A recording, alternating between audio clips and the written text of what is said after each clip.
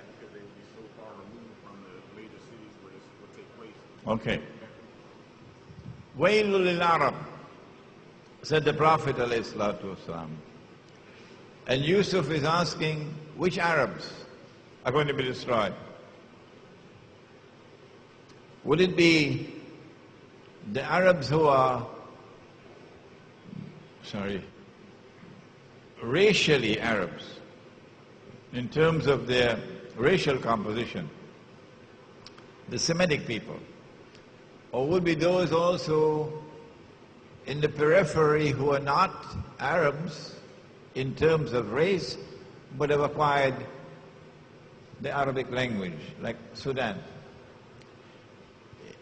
I believe that the destruction of the Arabs is in consequence of the physical proximity in and around the Holy Land. That's where the threat is. And so the Arabs who are going to be destroyed would appear to me to be those who are in and around the Holy Land. How far out, only Allah knows, but definitely in and around the Holy Land. After Nabi Isa alayhi salam dies, Nabi Muhammad alayhi salatu wasalam said that he'll be buried next to me in Medina. And I gave this lecture, I think, in Sydney. And next morning I got an email, Sheikh Imran, where did you get this information that Jesus is going to be buried next to you?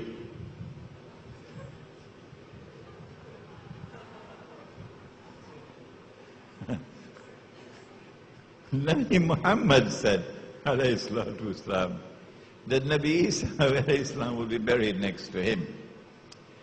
After Nabi Isa alayhi salam has died, the historical process has reached its end, its culmination. There are no more pages left to be turned. All that remains now is the mopping up.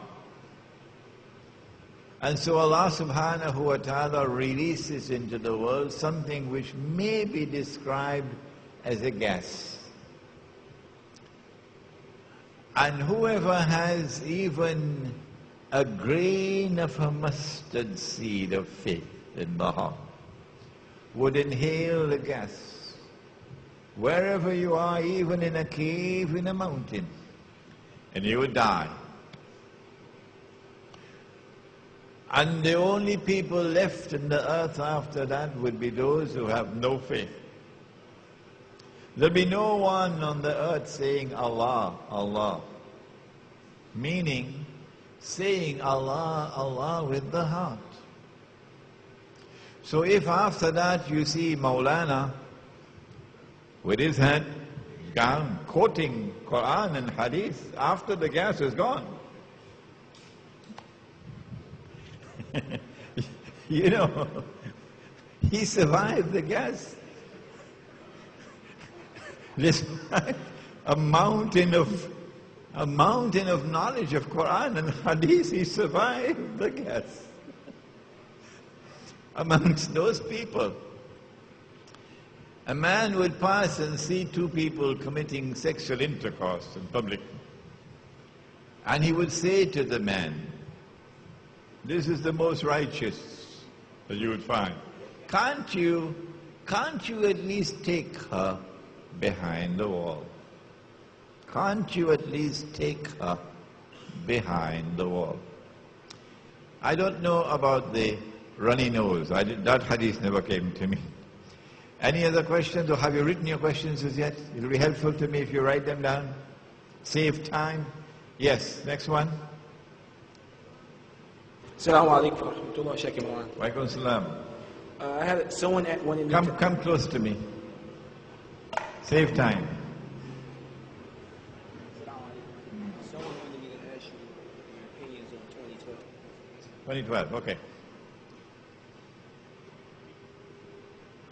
Yesterday, in the political analysis,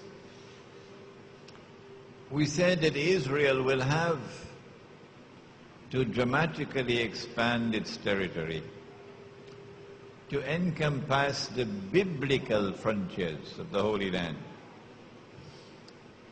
Whoever wrote the Bible, whoever rewrote the Bible,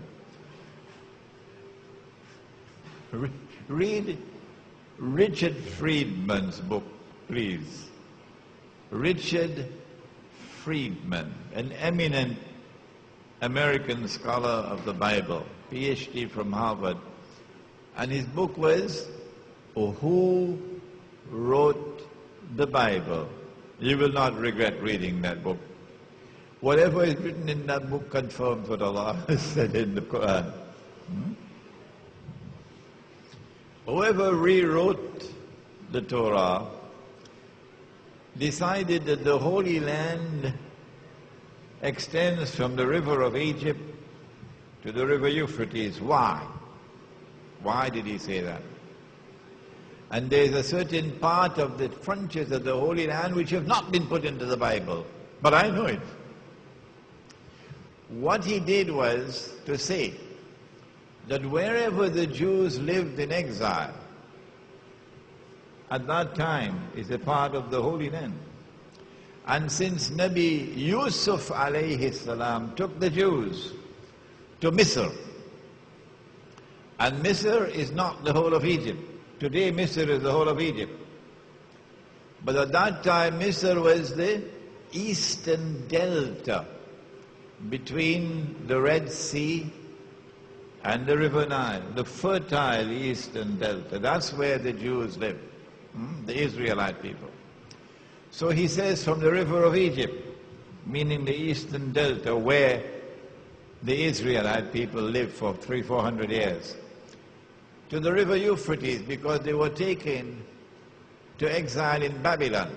Exiled in Babylon, they were enslaved in Babylon. So that's why the river Euphrates. But remember, the Jews also went to Medina. The Jews also lived in Medina. And so it is likely when Israel makes the effort to extend the territorial frontiers of the state to encompass the biblical frontiers, it is possible that there will be an attack on Medina, in addition to one to Egypt. And then Israel takes control of the Suez Canal. Israel controls the oil of the Gulf.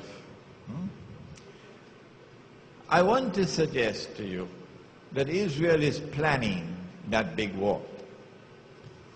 And Israel will use weapons of war never used before in history.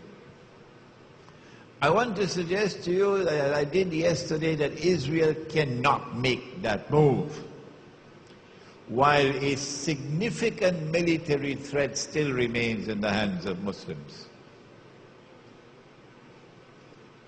And so the Pakistani nuclear weapons and the Pakistani nuclear plants have to be destroyed by the hook or by the crook.